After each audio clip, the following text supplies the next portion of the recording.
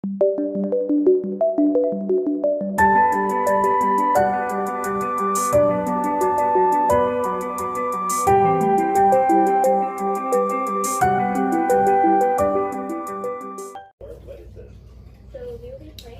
everybody, Chris Campbell here.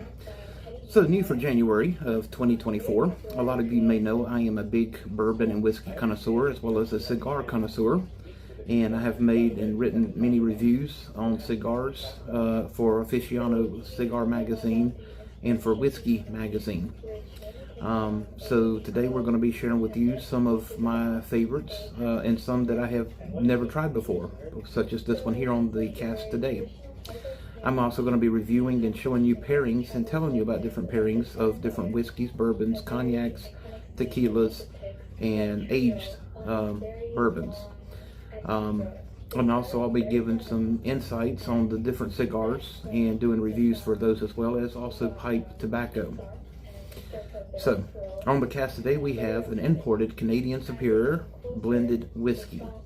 According to the paper write-up, these are aged for 8 to 9 years. They're imported into Kentucky. They are exclusively, according to the label, distilled and blended under the supervision of the Canadian government highest distiller. It's 40 alcohol volume, 80 proof, imported and bottled by the Canadian Superior Import Company in Bradston, Kentucky.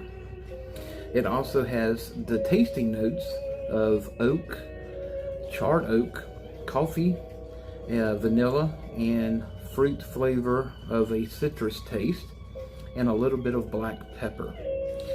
So we're going to give this a try. This is a bottom barrel or bottom shelf bourbon whiskey. This particular bottle is a 1 liter, and we picked it up at our local ABC store for $10 even for a 1 liter. So I'm going to be showing you some of the low-end whiskeys as well as some of the high-end whiskeys. To date, the most expensive bourbon that I have ever tried and reviewed was probably the 15-year Pappy Van Winkle. That was a very expensive, $4,500 per bottle, I believe it was. It was a gift. So let's go ahead and pop her open and see how she tries. Now, each night I like to sit and sip a glass of good bourbon, so I usually pour myself a double on the rocks. But tonight we're going to be trying this neat. Now, in case you do not know the difference between neat and on the rocks, I used to be a bartender, so neat is without any ice. It's just straight up 2-ounce pour in a rock glass. And if you ask for it on the rocks, it's usually 2 to 3 ball-sized rocks in a rock glass. That's why they call it a rock glass. Some people will take it neat, but they will use a little eyedropper and drop 1 to 2 little drops of distilled water. That sometimes will open up the flavoring of the bourbon or the whiskey. It doesn't dilute it as much as the ice, but it opens the flavors. And the ice does 2 things. It actually chills the whiskey or bourbon, but it also at the same time dilutes it, so it takes a lot of the alcohol proof content down. Now what you want to do when you first pour one is let it open up. So give it just a little swirl. That's why you see some people, they'll swirl it a little bit. They're opening up the notes and the flavors of the whiskey. Now the next thing that we're going to do is do a sniffing test, or a sniffing notes test. Okay. So the first scent that I'm getting is vanilla. A little bit of cocoa.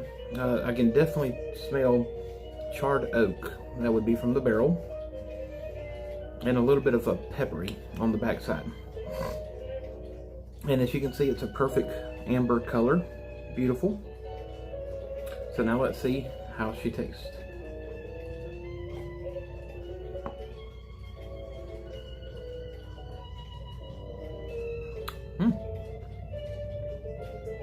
It's very smooth. It's very smooth.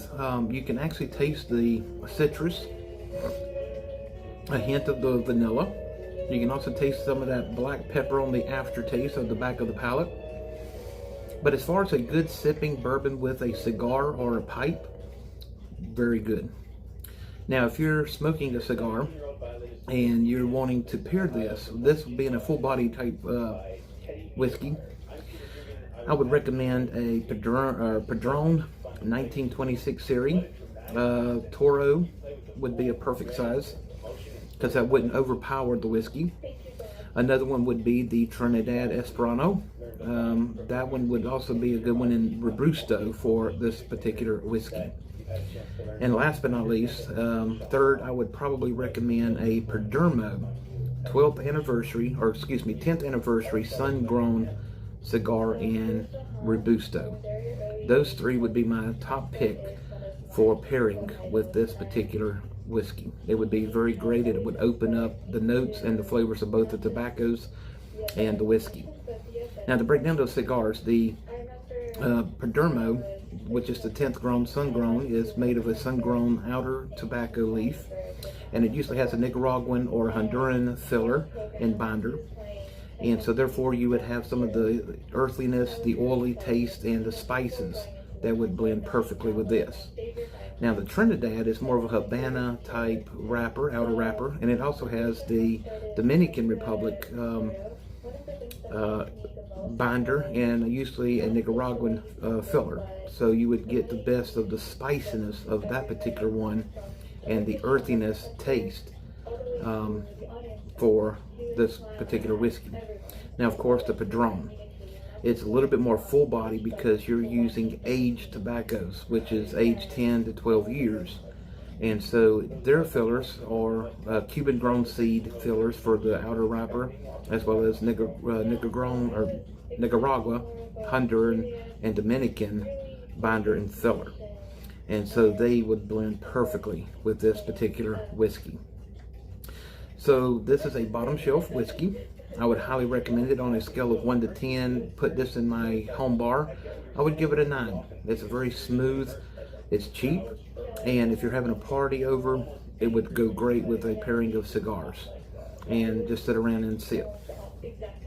So if you would like to see more of my whiskey, bourbon reviews and cigar reviews, stay tuned for more of those as they come available. I'm going to be posting them throughout the year on this particular channel. I'm also an ambassador for Maker's Mark, so I'll be bringing you some of the different blends and flavors of Maker's Mark bourbon. As always, stay thirsty, my friends, and have a wonderful year.